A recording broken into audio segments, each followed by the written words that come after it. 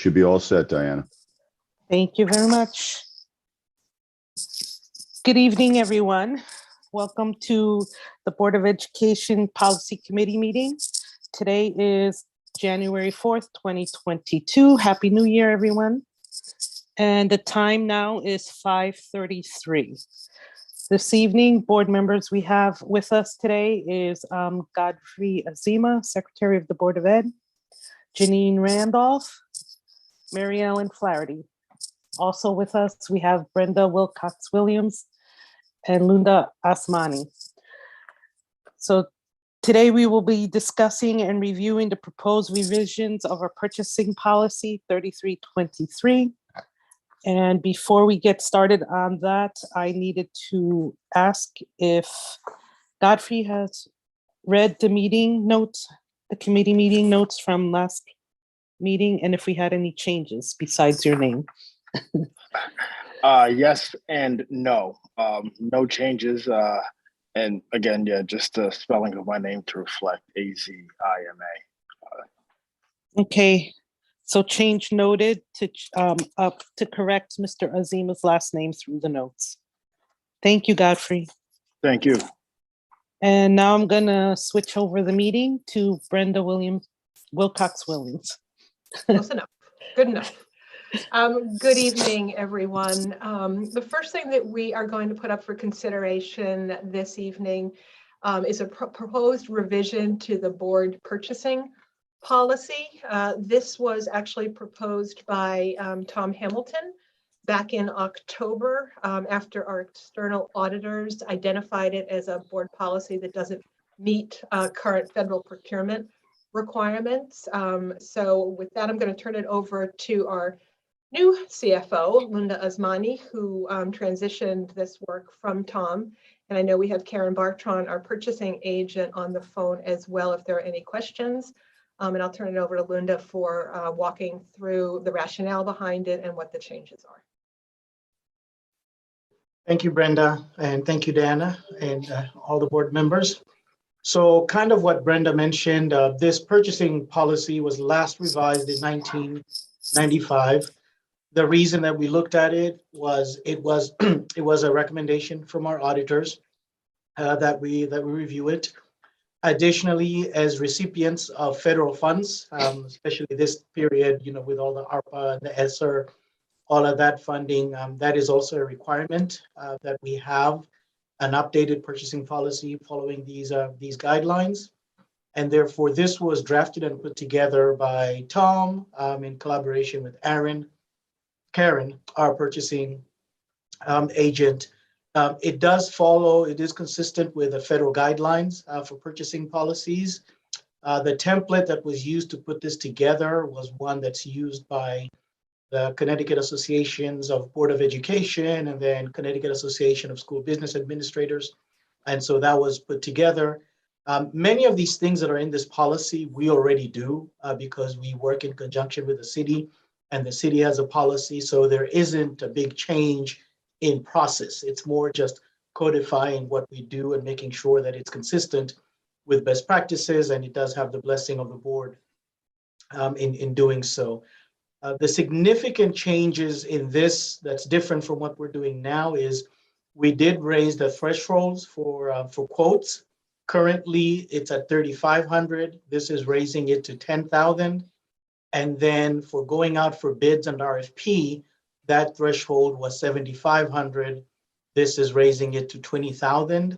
This is consistent with where the city is, these thresholds, and it is still below what the state thresholds are. So it is still more conservative and more restricting than the state, and does provide additional oversight, opportunity for oversight by the Board of Ed.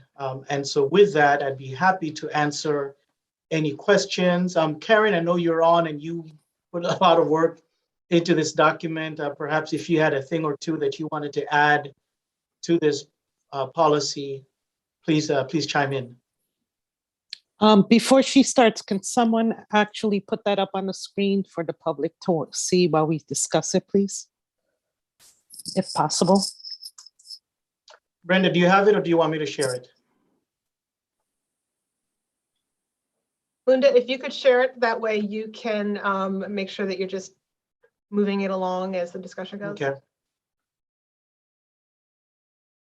All right, let me get to it. This is always the tricky part. So view document. Okay, so.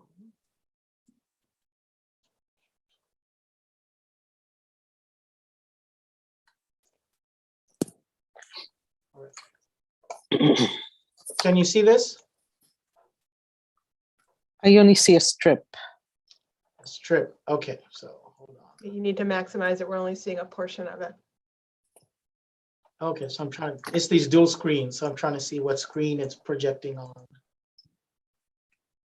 Do you see it now, or you still see a strip? Still see a strip. Okay, let's see. And how about now? There we go. Now we're seeing multiple Yes, pages let at a me get time. it to one page. There we go. Find it. Thank you. Okay, so there we go. So what this policy is essentially, before we put this policy together, it was a one-page document, definitely not as comprehensive as it should be. So we expanded it to include some additional guidelines and guidance. And so you'll see a lot of red in this document as I scroll through. So these red portions are just the enhancements. And again, these are things that we already do. So it's basically just articulating the current practice and putting it in a document. And then at this point, maybe I'll invite Karen to kind of speak to this because you did put a lot of work and effort into this with Tom. Okay, Linda, thank you. I think you really hit the nail on the head with most of what's in here are things that we currently do. So we use the Connecticut State DAS website for competitive purchasing and actually publish our RFPs and our bids on that website. So that's part of this. We also have non-collusive, non-conflict statement forms have been included in our bid documents for years, probably 6 or 7 years at this point. We also include in our bid documents evaluation procedures and criteria for evaluation and award. So that all gets out to our vendors so they know exactly what we're doing. We do also keep, according to the state requirements, we keep all of our bid documents and purchase documents on file or available for 5 years. So we've been doing that for quite a long time now. Some of the things that are newer to us, and we talked about this a little while ago, is that we typically have had vendors come in and actually help with specifications. So in order to work that going forward, and I talked to Tom Hamilton about this as well, what we would do is actually on smaller projects, ask for the vendor to come back and give us a plan, and then we'd evaluate the plan as part of the evaluation for the RFP. On larger items such as maybe facilities requirements, we actually, and we've done this actually, we've split it into 2 pieces where we have engineering service that we contract for, bid out and contract for, and then that company then designs the specs. So we can work with this pretty easily. So I don't really see any difficulties with this.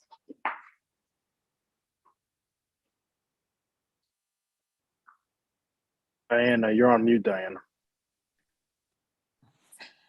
Sorry about that.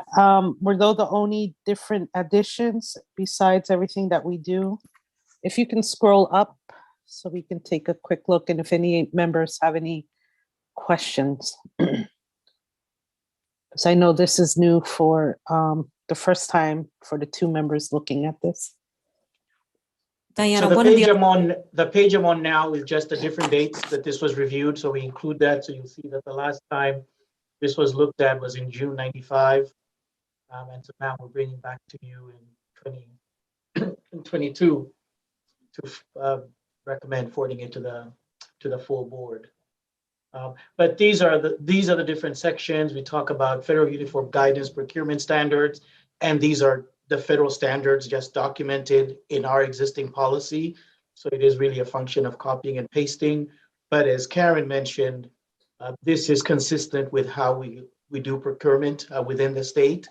We piggyback on a lot of state contracts as well. And so all of these are requirements in that regard. And Linda, I understand from what you've told me as well that this additional pieces are required to be part of our board policy versus the rather short version that Norwalk had in place before, that the federal standards are required to be laid out in complete format as part of this policy, correct? Yes, so that was a change, and that's why this is more expansive than how it was before. So these were kind of guidances as opposed to policies, and now it's all merged into one. They would like the policy and the guidance to be part of the same document. Would it be helpful to the committee if Linda or Karen highlighted some of the federal requirements that are in red here? Or did you all have a chance to read through them? I can I speak to, I think the highlights would be great.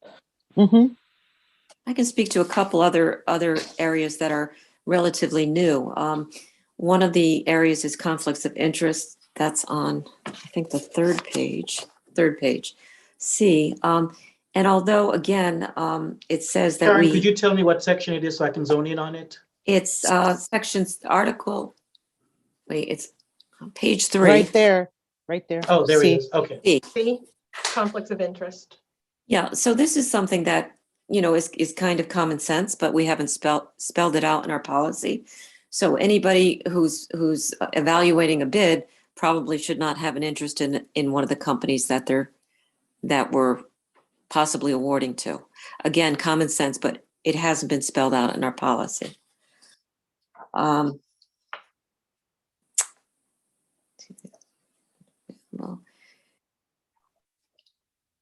let's see. We also do value engineering clauses. Again, that has been in our, oops, that's the next page. Sorry, guys. What number, Karen? It's H. So typically what we might do is Page 3. Page we 4, I've highlighted on the screen. page 4, right. So typically what we would do in larger facilities contracts is we might give several different options. And so to try and get the best fit for our budget, we could peel away different parts of the project that may not need to be done at that moment. So we do that on a consistent basis as well. We also, going to I, we also track our contracts. We track, make sure the work has been done, make sure the work has been acceptable. We have somebody on site. We pay for parts of the contract that are completed. So we do that on a regular basis as well.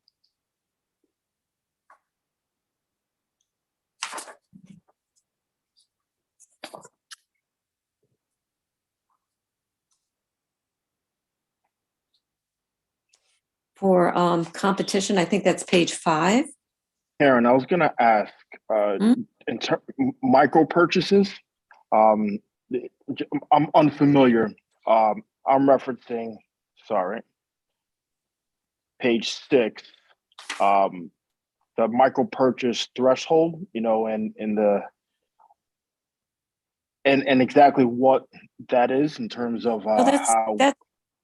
That's typically, Godfrey, all of our regular purchases, the lower dollar threshold under $10,000. So what say a school needed to order paper. We already have a contracted cost for paper. It doesn't have to go out to bid. It's under $10,000. They go ahead and issue a requisition. It goes through the approval process. It becomes a purchase order, and it doesn't require any other bids or approval process. Thank you for detailing that. Mm-hmm.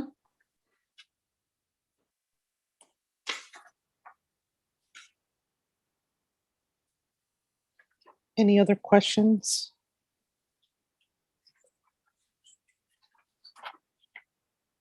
I know there is a lot of information.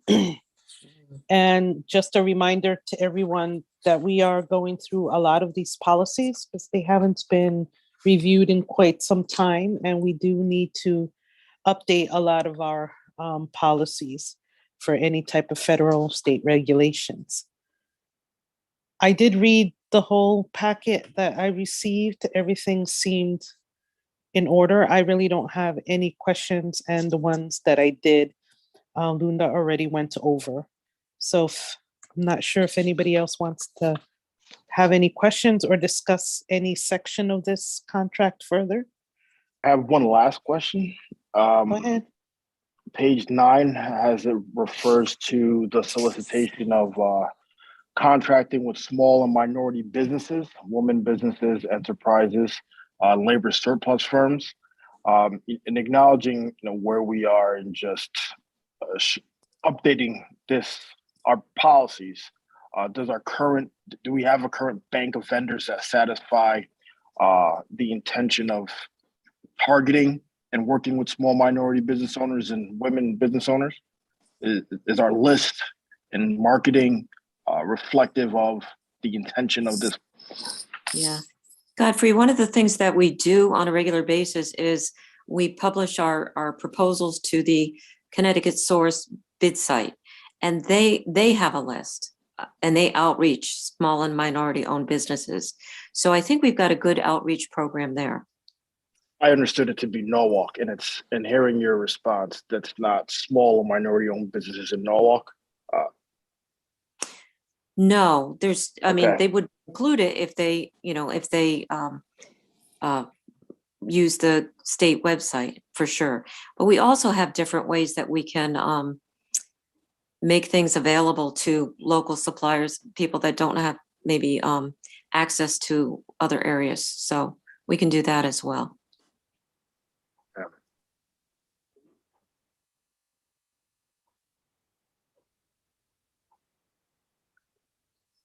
That's all I have.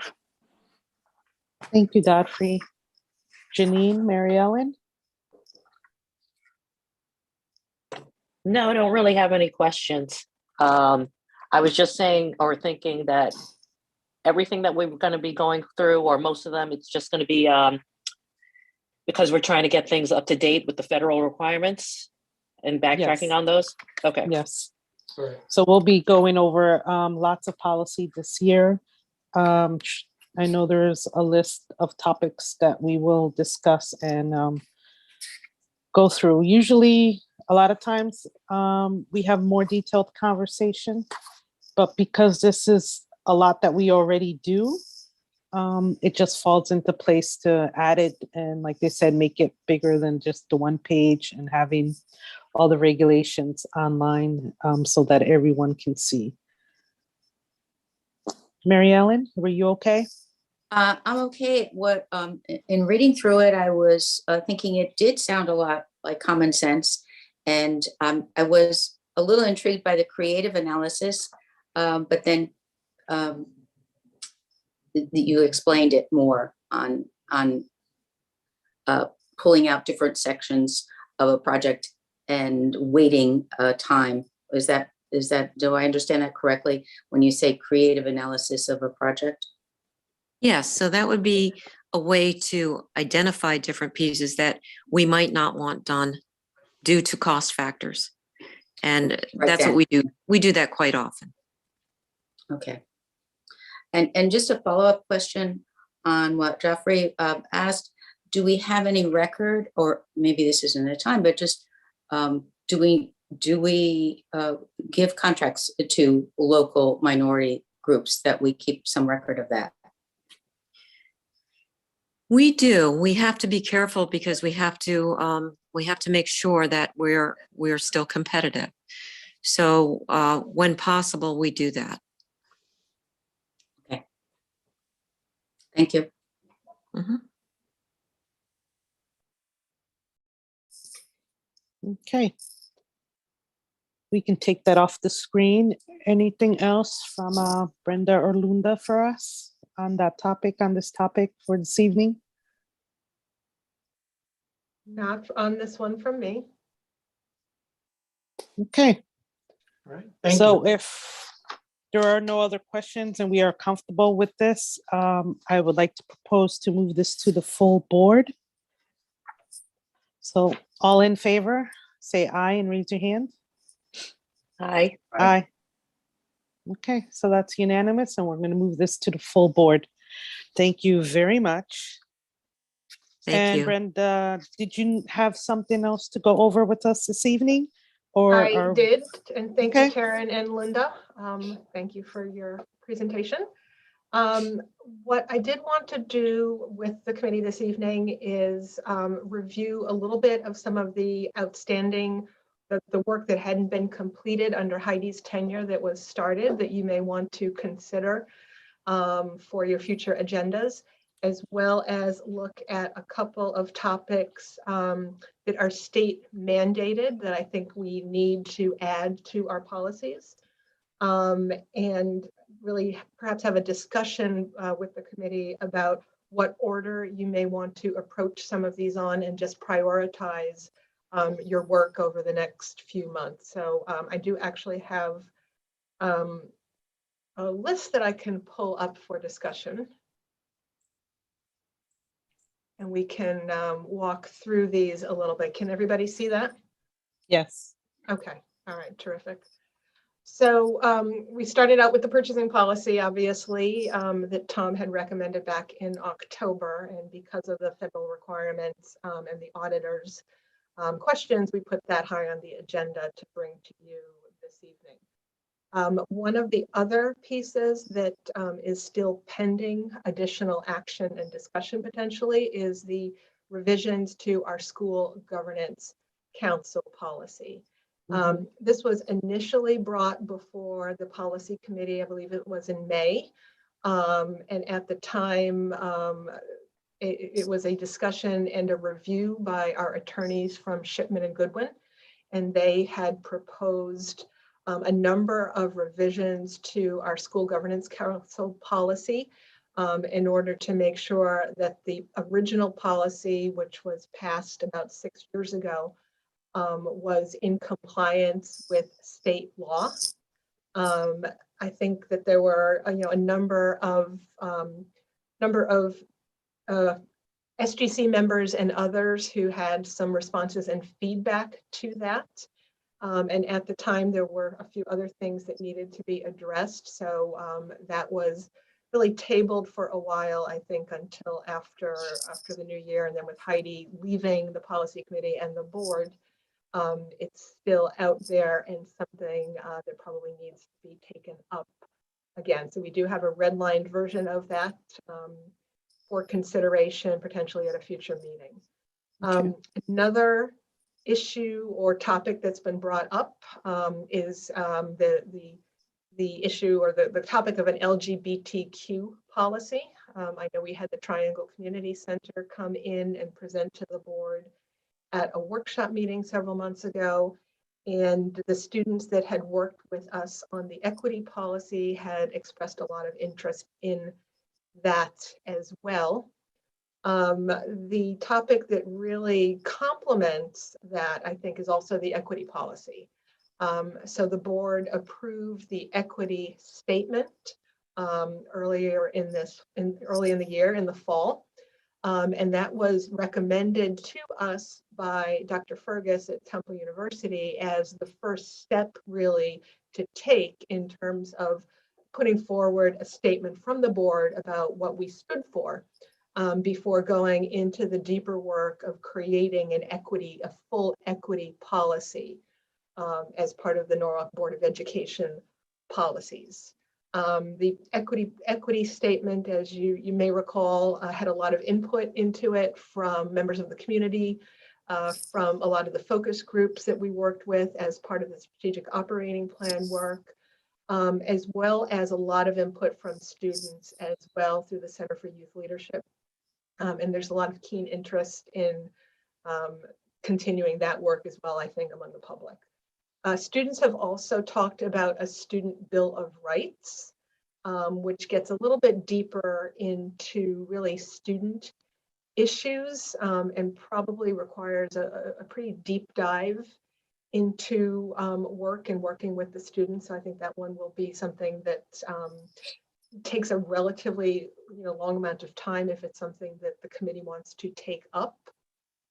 Another one on here is the open choice program expansion. This is an optional policy, but the reason it's on this list here is that the state legislation now reflects the addition of Norwalk to this state program. So prior to that, it did not include Norwalk, but this is something that allows Norwalk students to attend school in other districts. And I think it's 50 students who would be eligible in the next school year to attend some of our neighboring districts. The caveat in this at this point in time, as we consider whether or not we want to consider this as a policy and also in terms of timing, is the fact that we really don't have any additional information about how this is going to operate yet. We don't know how the other districts are going to do their selection process. So while this may be something we want to look at down the road, we really don't have enough information at the moment to really do too much with it other than what the recommended language might be from CABE. And again, this is an optional policy. The program could go ahead without it as a policy. The next three are really state mandated policies that I think we do need to consider. The first is the Fafsa completion program. And what this is an effort by the state to increase the completion of the federal student aid forms, but for incoming college students. And so they have mandated that we add a policy about this to our policy work. And we do have sample policies available from CABE that we can take a look at some point in time to consider how we want to approach that one. Then there are two other state mandated ones that would require revisions, I believe, to our current policies. The drug and alcohol-free workplace and the use, sale, or possession of alcohol and controlled drugs. And this actually follows under the Connecticut Act concerning responsible and equitable regulation of adult use cannabis. Again, this is not, these are not extensive revisions, I don't believe, and it is something that we are required to sort of update our current policies on. The next one would be the ladder of referral and the code of conduct. This would be something I would recommend that we do farther down the road following the work of the Norwood Public Schools Task Force that is underway right now on safety and security. So this is work that staff and the task force will be doing to work on our code of conduct, update our ladder of referral. And then once that is complete, they would bring that work to the policy committee for review and discussion. But I just want to put it out there right now as a topic that is likely to come up between now and the end of the school year. And then another one that I would recommend that we discuss or consider might be a physical activity policy. When the wellness committee made recommendations and changes to the wellness policy several years ago, the physical activity policy was not taken up as part of that work. It focused pretty solely on nutrition and lunch issues. So physical activity includes recess, which a lot of people in Norwalk feel pretty passionately about. And this is something that work could be done in conjunction with the wellness committee at a future date, if that's something that the policy committee wants to take up. So again, that's just an overview of potential topics for policy committee consideration, since I know we have a couple of new people on here, and I just wanted to kind of reset where we were so that you all could have a discussion about how you might want to proceed. So. Brenda, quick question. Where would bullying policy fall in? I believe we have a separate bullying policy. Because I know that families are questioning it, and I would feel comfortable revisiting that policy to discuss it. We have an adult bullying policy. And I can take a look and let you know when that was last updated. You know, even if it's a quick review and we can discuss it. I know that we have an hour, and usually we have a hard stop because of our Right. following meeting and they need to get ready. Yep. But if all the rest of the members, and if it works for your schedule, if maybe depending on the topic, and if we feel that it's going to take us longer, if maybe we can start a little bit earlier, even if it's 5:15 instead of 5:30. Only because I know that some of these policy meetings get very detailed, and we have, in-depth discussions, and I don't want to rush through some of these topics. And if we're looking at this list, are these like a monthly topic? Because I'm looking at 11 of these. You know what? Some of these are actually going to take you longer than a month. So, Well, for no, but I example- meant like, we're looking at January, February, March, April, like in that. Yes, no, section. this is not in that particular order necessarily. Okay.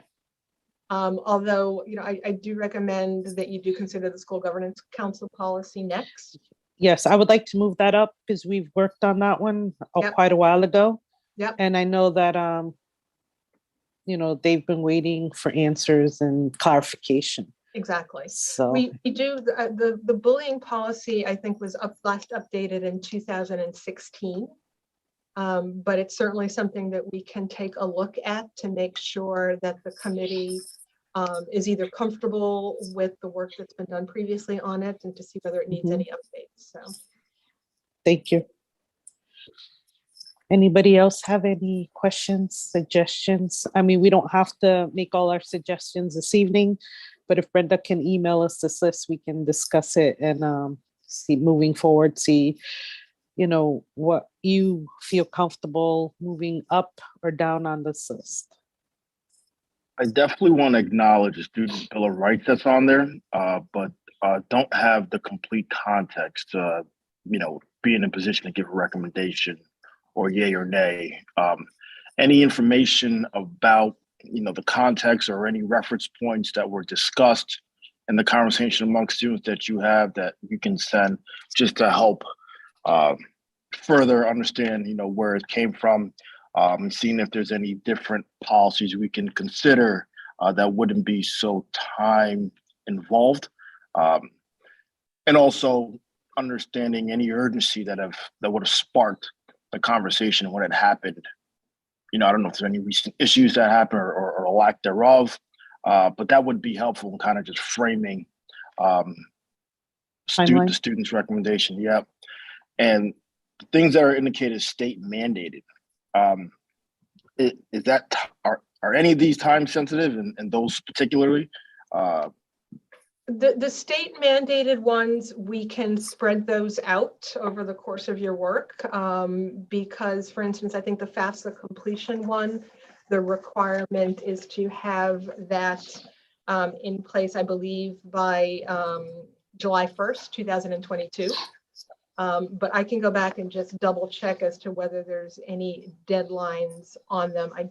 I believe that we, unlike the purchasing one that we needed to get to right away, we do have a little bit of flexibility in terms of the time frame to get those updated. So.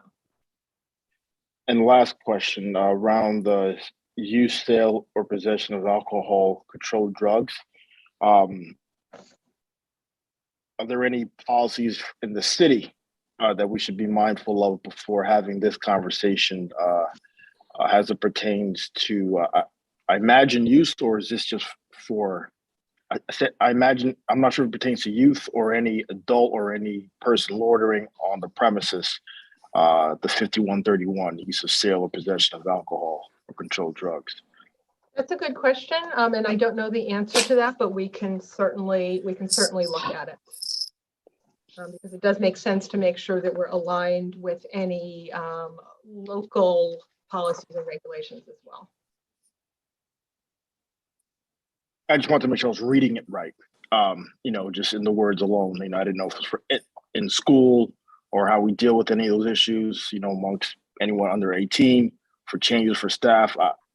It just changes how much we plan to tackle it, I think. Yeah, exactly. It's really adult usage. I'm just looking it up here. It's really adult usage. It's adult recreational use. So it is responsive to recent changes in state law that legalizes the use of cannabis. So it responds to that, and it's really adult usage and the impact of that in the public school settings. So for instance, smoking and the use of e-cigarettes, and that type of work. It has some definitions that are new, probably in terms of medical marijuana, that I don't believe that we have in our current policy. For example, prescription drugs. I know that e-cigarettes and vaping have been an issue in the past, and I'm not sure that we've covered in our current policies. And it really talks about the prohibitive behavior of district employees and volunteers in particular. So it trends more towards, it's really focused on the adult use on school grounds versus anything else. Okay. Because it's the drug and alcohol free workplace. Thank you for clarifying that. To Diana's question earlier, around the 5:15 meeting start time, it's nothing that I think is definitely a great idea.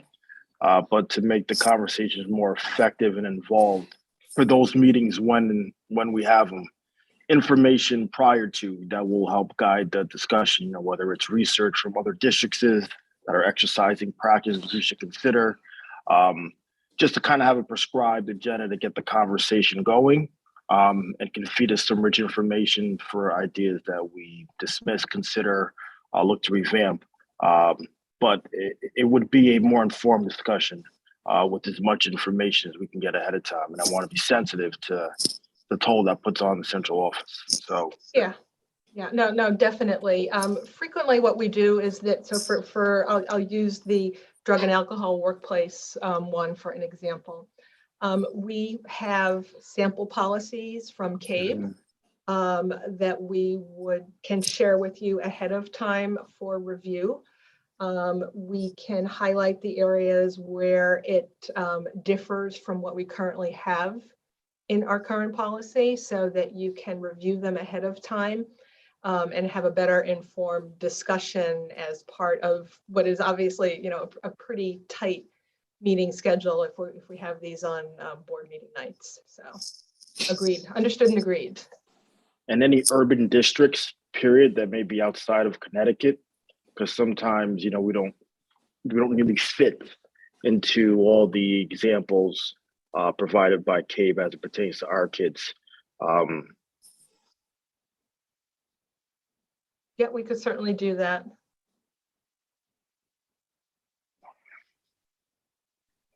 We could also reference ones perhaps that are nearby that might be useful that are similar, whether that's White Plains. I think if we go New York City, they're a little bit of a different animal. But I hear you in terms of the urban district comparisons outside of Connecticut. Makes sense.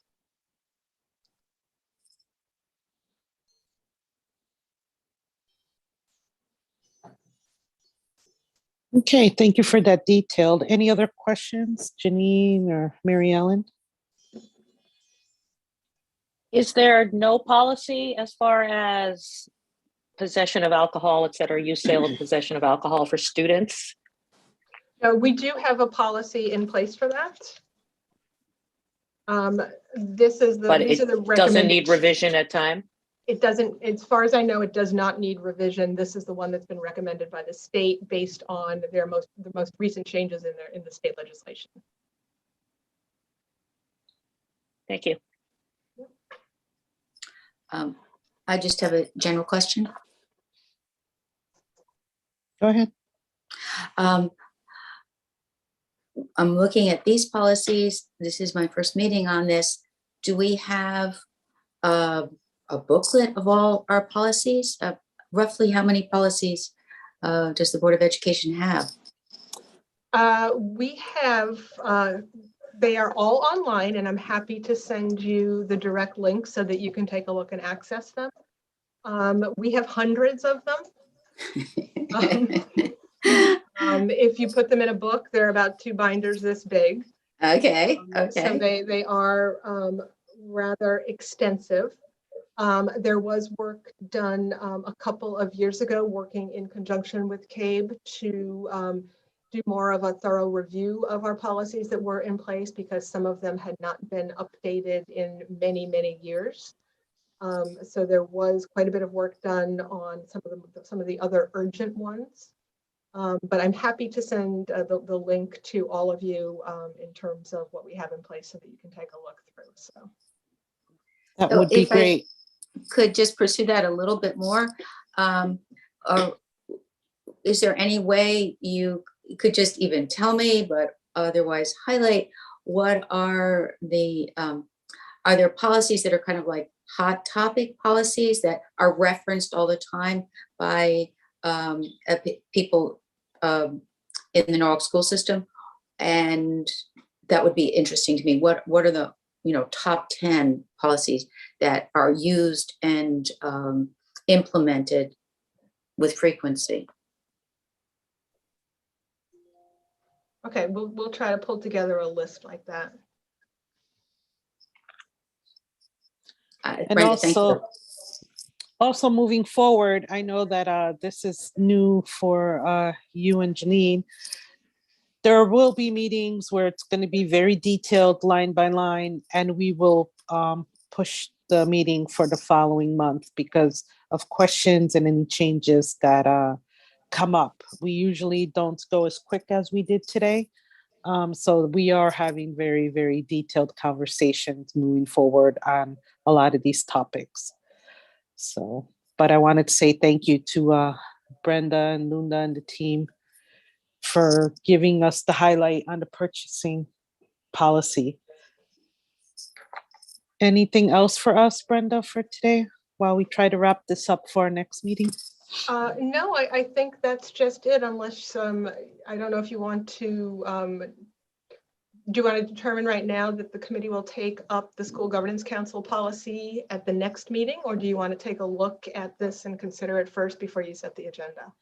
I would like to move that forward if the rest of the team is, because I know that that was a big topic of conversation with the SGCs, and we did a lot of work on it. So if we can move that one first, that would be my recommendation. All in favor? Good. Hi. Okay, thank you guys. So yes, to that one.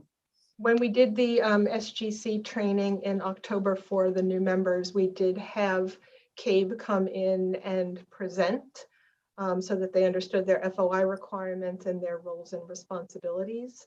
So I think the SGC members have background now about the state requirements that I think will help inform the discussion that you have next month on this particular policy. So Sounds good.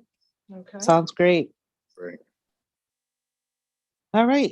With that being said, Roland, do we have any public comments for this evening? I did not get any emails. See anything. I'm not aware of any public comments that came in this week. Okay. The policy. Well, with that being said, thank you everybody for everything this evening and everything that's been going on for the past few years, I'm going to say, because a lot has happened, a lot of changes, a lot of updates, and a lot of hard work. But with that being said, motion to adjourn. Motion. Somebody. Adjourn. Thank you, Godfrey. All right, I'll see you guys in half an hour, and thank you, everybody. Good night. Good night.